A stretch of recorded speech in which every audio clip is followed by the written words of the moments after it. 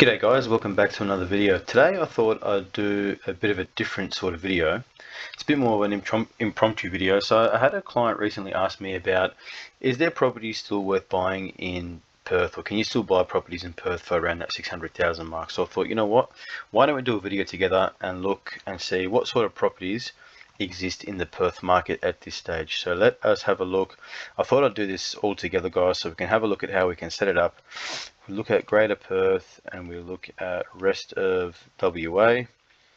Right, and we can put houses and units. And let's see, let's expand our list so we get all the criteria that we want. And now this gives us all the properties that have a typical median price under $600,000. Let's stack them up in numerical order from most expensive to least expensive. Right, so we can see here, I like to have my suburbs viewed at about 10 at a time, but you can do, obviously you can do up to 20 suburbs, but I just feel like it's a lot of information to read, a lot of information to take in, and you don't actually get to take it all in at once. I like to have a smaller window pane of showing 10 suburbs.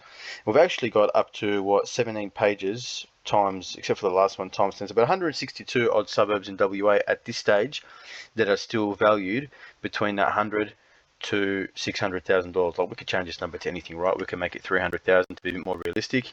So all properties, all suburbs that have a median price point of between $300,000 to $600,000, right? So let's look at what the top 10 gives us. We've got Churchlands, we've got Northbridge, we've got East Cannington, we've got Armidale, Ellenbrook, Cloverdale, Safety Pay, Greenfields, Busselton, and Cape Bunbury. Now remember, this does include houses and units. I wonder if we take off units, let's see what remains. So down to 74 suburbs, but a lot of these are, I'm going to say, are going to be regional, right? So let's leave the units on there.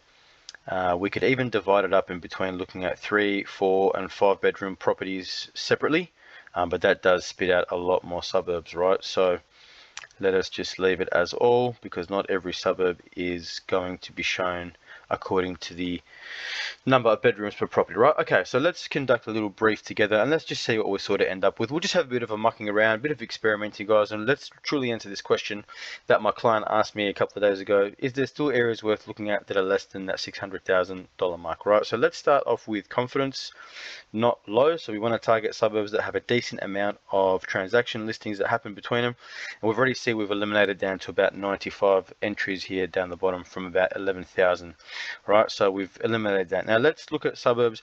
Now look, when I'm creating briefs, I usually target markets, as you guys are aware, where the price growth over a year doesn't exceed a certain percentage, right? But because it's WA, because it's experienced phenomenal growth in the last, 4 or 5 years, that'd be pretty hard to do. So let's not put in that metric this time. Let's accept the fact that price growth has really accelerated over the past, 4 or 5 years, and even the last year. So let's look at yield. Let's give some generous metrics, and let's keep the net broadly casted. So let's go yield greater than 4%, right? Let's see what suburbs giving us a yield of 4%. Now remember, rents have grown quite significantly in WA, but rents generally never keep up with the price appreciation and the capital growth that places experience. So that's why that does affect the yield. You see the yield generally compress really hard when we have massive price growth, and then the rents eventually catch up, and then the yield starts to get better. So we've still got a decent spread of 71 suburbs here once we look at yield over 4%,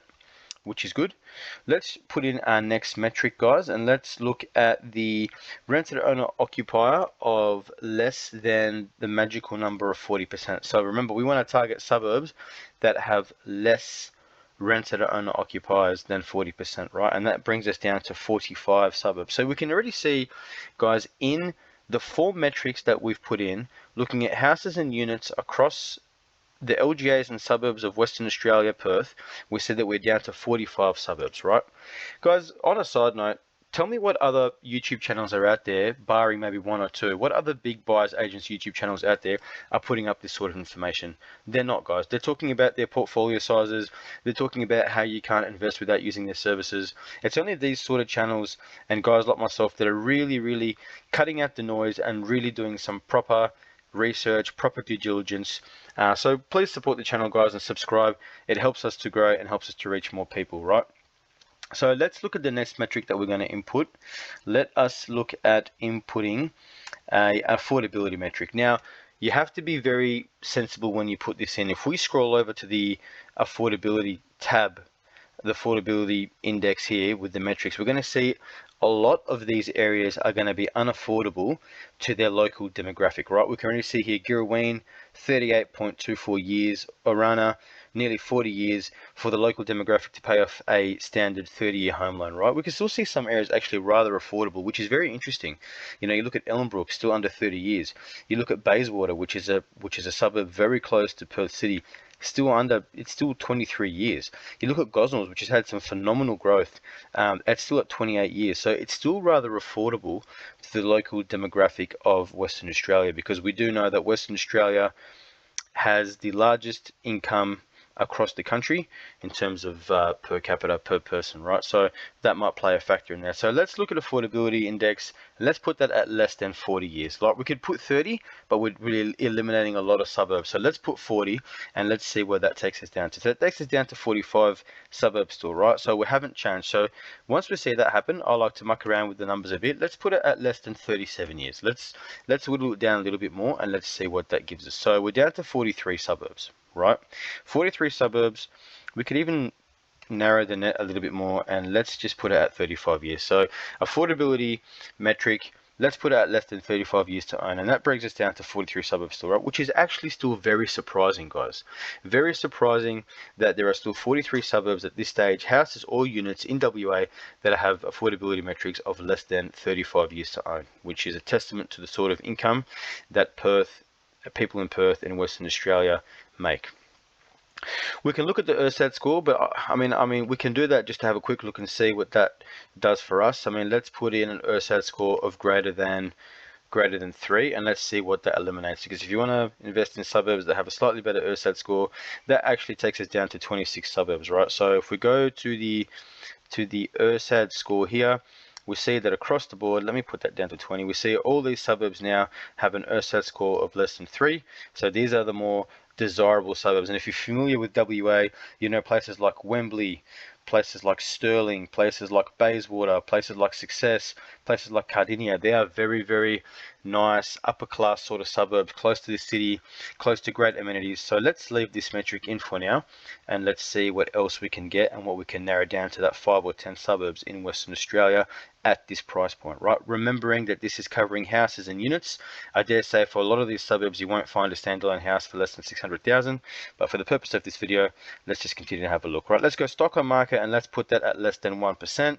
Let's look at a nice tight market. I dare say that wouldn't change. No, it wouldn't have changed at all, because every single suburb in WA at the moment has very, very tight supply. Now let's also look at inventory, and let's put that at less than 1.5 months, and let's see what facts and figures get spat out for us now. So we can see that that's changed a little bit. That's gone down to 19 suburbs. All right, so we now have the top 19 suburbs that fit this brief so far. Now, just for the sake of time, let me speed this up a little bit now. Let's look at a hold period. So we want to target suburbs with a hold period of greater than, let's do 9 years, meaning that people that buy in these particular suburbs generally hold for 9 or more years. Now that's wiped out a lot, so let's go down to 7 years. Remember, guys, the tighter you make your metrics, the tighter you're going to cast your net. So if we do it at 7 years, we've got now 12 suburbs remaining that where people buy and they hold generally for 7 years or more. And I can definitely confirm places like Mount Lawley, Bayswater, Success, Stirling, Wembley, they're all up and coming great suburbs and great locations with great amenities, right? So let's say we keep that metric in there for now, and let's say we go down to the vacancy rate. Let's put that at less than 2%. We want to purchase in a tightening market, and for the sake of time, I'll quickly put in this metric as well. Let's look at the building approvals metric as well. Let's see what that gives us. Where are we? And let's put that at less than 2, and let's see what the data brings out to us. So we can see ultimately we're down to 10 suburbs. Mount Lawley, Bayswater, definitely places I could look at purchasing. Success, Stirling, Wembley, definitely very good suburbs there I would look at purchasing. Now guys, you've got to this point, you've narrowed down to 10 suburbs, right? And in these 10 suburbs, you've said you want a price less than 600, you want medium to high confidence in the amount of transactions in that suburb, you want yield greater than 4, rent to owner occupier less than 40, 35 years to own, high ERSAT score, very tight stock on market inventory, a decent hold period, and low vacancy rate and building approvals. Now guys, you can muck around with the metrics and increase or decrease the catchment of suburbs, but if we look across here, we see, yes, all right, these top 10 suburbs that we've seen according to this brief, they've all experienced very good growth in the first year. The rents haven't changed too much, except for Kalgoorlie, but that's a regional suburb, obviously. But the rents haven't changed too much, given the amount of rental increase we can see that's happened over the last 3 years, with some suburbs even hitting 50% plus over 3 years, which is massive. All right, we can definitely see the ERSAT score was pretty high.